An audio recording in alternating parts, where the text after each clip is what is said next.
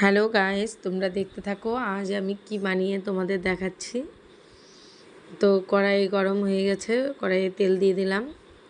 এদিকে আলুগুলো কেটে নিয়েছি।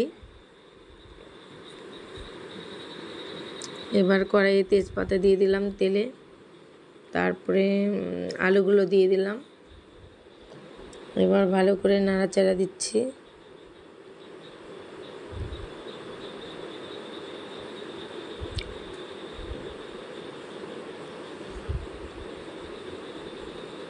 এবার লবণ দিয়ে দিলাম, হলুদ দিয়ে দিলাম,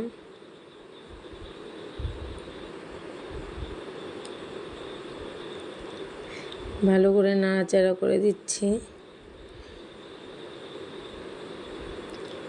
কালো জিরে দিতে ভুলে গেছিলাম, তারপরে আমি দিয়ে দিলাম কালো জিরে।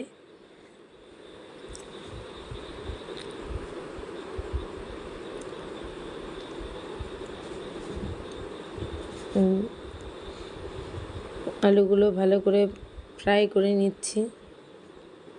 এবার লঙ্কা বাটা দিয়ে দিলাম, এবার পোস্ত বাটা,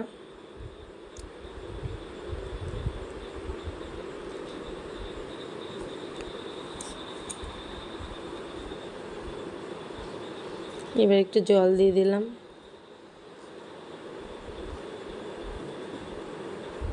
এবার নাড়া দিয়ে একটু ঢাকা দিয়ে দেব। তারপর ঢাকনা তুলে নিয়ে এবার একটু নাড়াচাড়া দিচ্ছি।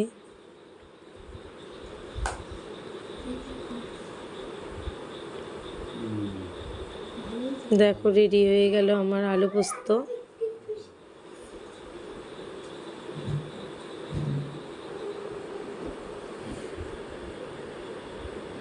এবার গরম গরম ভাতের সাথে তোমরা